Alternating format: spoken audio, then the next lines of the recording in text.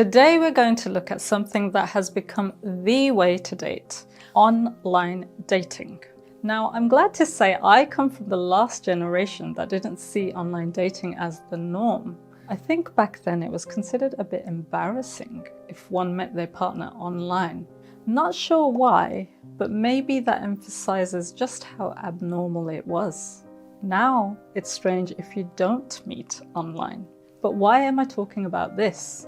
Well, as helpful as it may be to be able to meet people at the tap of a screen, it's also pretty tough in ways, especially for mental health. This is what many of my clients have told me too.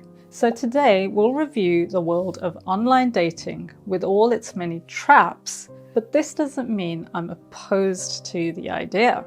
I mean, we have to get with the times, right? So you're gonna learn not only what the risks are, but more importantly, how to manage them for success in the dating world.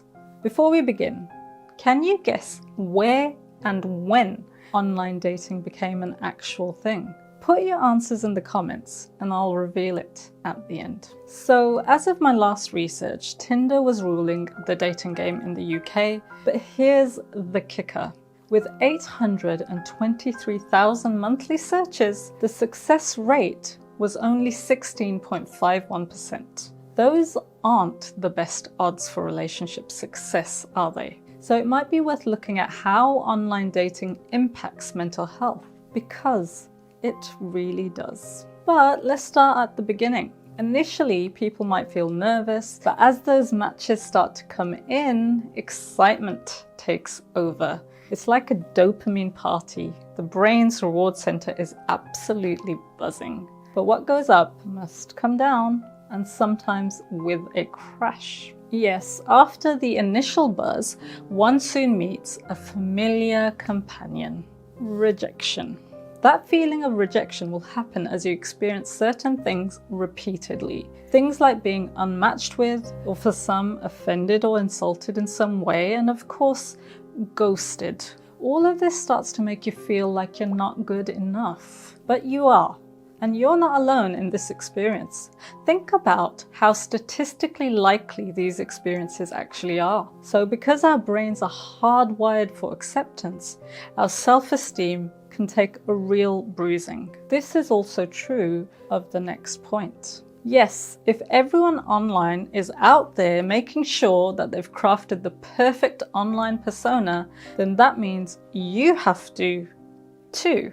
Especially if you're trying to compete with all those filtered, polished personas. It becomes a performance.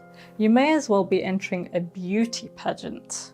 This means you're also comparing, which can also bring in those insecurities and jealousy.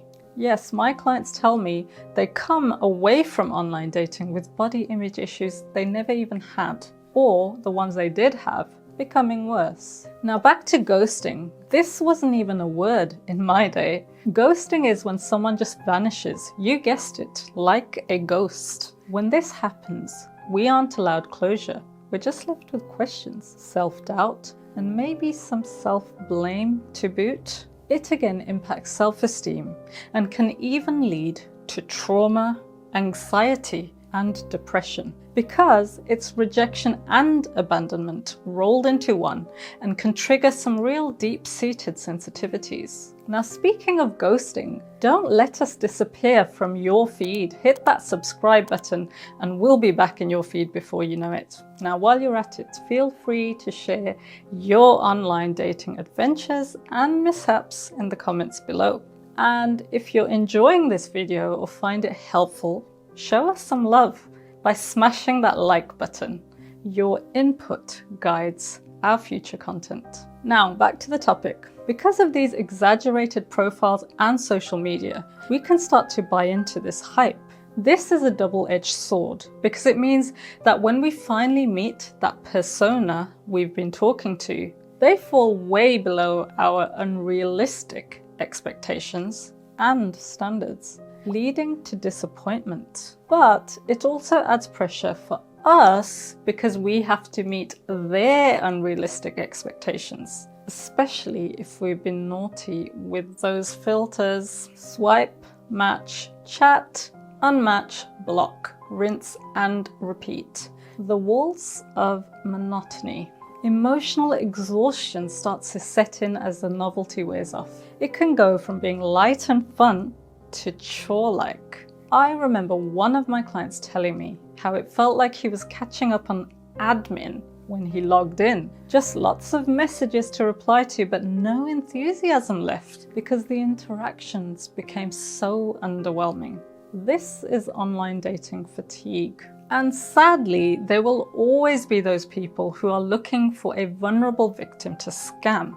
There are different ways they do this. Some might be who they say they are, but use heavy filters or old photos and look quite different. Some people will lie about their relationship status, and others will be outright fake, completely not who they claim to be. Now, some do this to get money out of people or because they're lonely, but it's all deceit and not what anyone goes in for. So trust your gut, watch for red flags, and do not ignore your instincts out of a sense of obligation. So, as mentioned, it's the norm. It may be fun at times, but there are lots of things that need to be navigated for an optimal experience. You have to take time to self-care. In the world of online dating, this means building and maintaining healthy boundaries, managing your app time, protecting personal information, and making sure that you talk about your expectations for more chance of a positive dating experience. But if you're feeling demoralized or apathetic towards it, like my client did, the one who felt like it was admin, it's probably time to take a breather. This means pausing online dating apps, focusing on yourself, and maybe indulging in some good old self-care. This might be re-engaging with friends and family, hobbies, or maybe a new fitness regimen. Whatever you need, do it, and your mental health will thank you.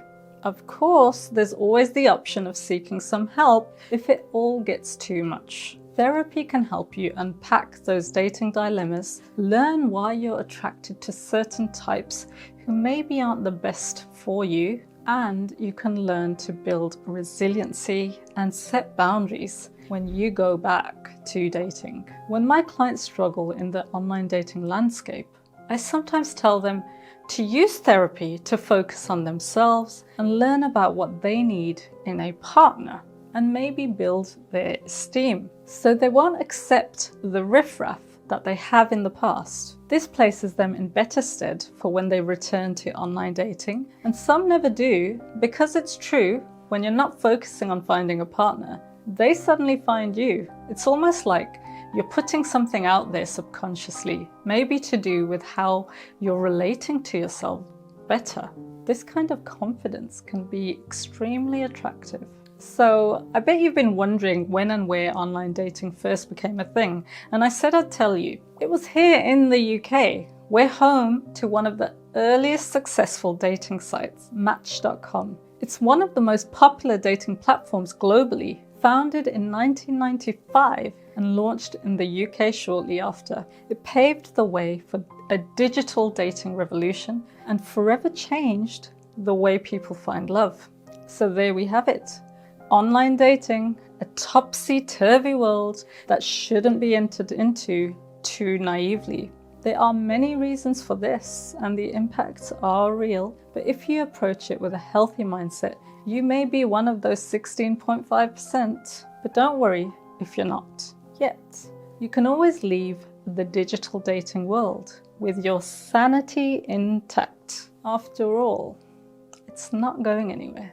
But if you are in the online dating scene, check out our 7 tips to make the most of your time and subscription.